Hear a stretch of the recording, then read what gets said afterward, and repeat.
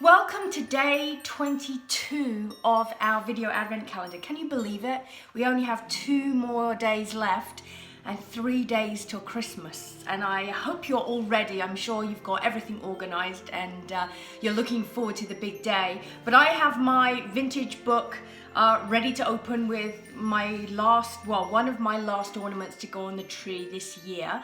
Lucy's been up to her old tricks, and today I'm going to share with you something that anyone from England has to have at Christmas, and that is the mince pie. Now, over here in Canada, you can find them, but they're not quite the same as in England. So I'm going to share with you my mince pies and how I eat them and enjoy them every Christmas. And it's one of those things you can't have Christmas without mince pies. So we'll get to that. But first of all, let's open my book and see what ornaments I'm adding to my tree today. So today I have my silver icicles. And these are really pretty. These ones, I actually got these, I think, in either Disney World or somewhere fun. I remember it being a fun, and they had an amazing Christmas store. And they're just really pretty icicles that shine on the tree, and I have a few of them. I've got 2 here. So I'm gonna add those to my Christmas tree, and let's go and see now what Lucy's been up to today. Today Lucy has a new job. She's the official carrot grater at the Snowman Nose Rejection Centre. One of my favourite things to have at Christmas is a nice hot mince pie with some ice cream. It's probably one of my favourite desserts. And mince pies are something that, coming from England, we have every year. It's kind of one of those staples of Christmas. You can't have Christmas without mince pies. So I am making some today for us, and I have to admit I am doing it the easy way. In an ideal world, I'd make my own pastry and use mincemeat and add extra, satsumas and apples and other. I haven't had time to do that, I'm going to be very honest. So I am making the basic mince pie. It will still be yummy, but I'm doing it the easy way. So my first thing obviously is I'm going to make them in my small muffin tray. And I just start by, I just grease each of the little pie areas, because there's nothing worse than trying to get pastry out when it sticks. And you could spray this. I just use butter, and I just use a small piece of kitchen paper and I just wipe it on. But as long as it's greased, it doesn't really matter how you do it.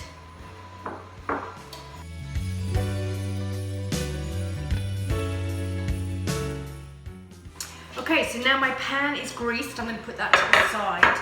And I'm going to start by making my basics. Now, I have the rollout pastry. And it's just the pie crust pastry that I buy. It's from Pillsbury, and it's really great. So basically, I'm just going to put a little bit of flour on my surface to stop it from sticking. And then I'm just going to unroll the pastry.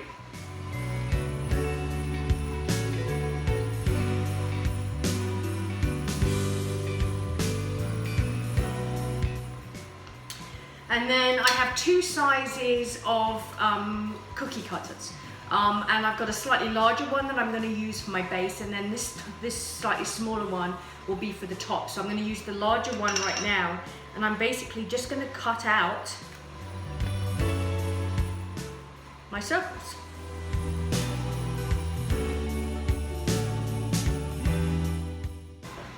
And then with the bit that got left over, I'm just going to re-roll that. So I can cut out a few more, so I don't waste any of the pastry.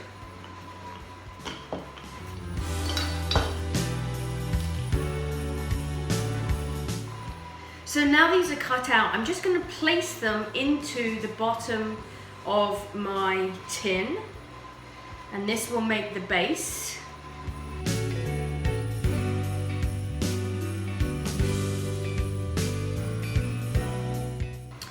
And so once I've put my larger rings in the case, I'm now going to cut out my smaller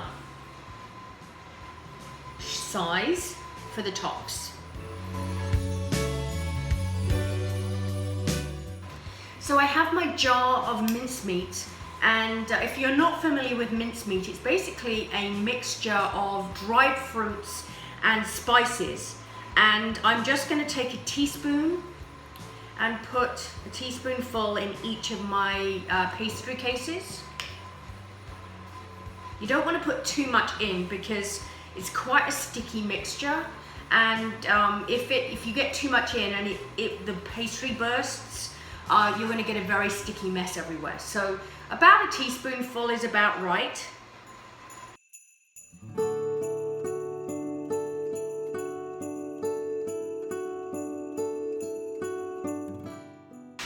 To ensure that the pastry sticks with the case, the top piece, I just take some water and I just wet the top edge of the bottom pastry case, and then put the top piece on, and then I just press it together, and that helps to seal the two pastries, and that will reduce the likelihood of the pastry splitting open and all your mincemeat spilling out all over your pan.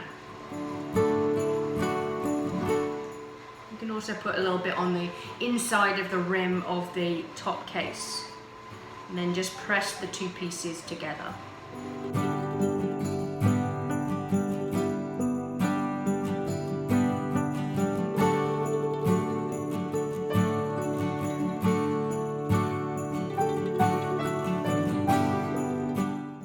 Now we have them all now nicely sealed. I'm going to brush the top with some beaten egg to make it nice and golden brown.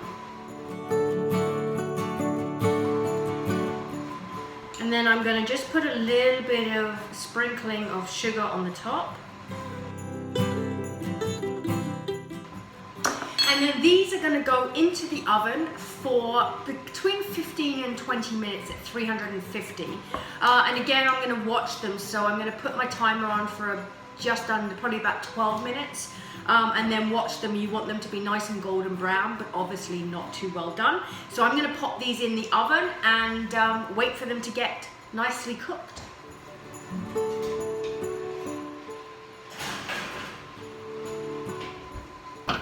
So these have just come out of the oven. They're a nice kind of golden brown color. And I'm just gonna add a little bit more sugar onto the top, just so it, while they're still hot. So I'm just gonna sprinkle a little more sugar on the top of them.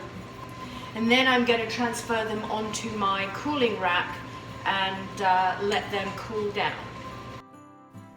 So my mince pies are ready to be enjoyed with a big scoop of ice cream, and I will see you tomorrow on our 23rd day of our Advent calendar.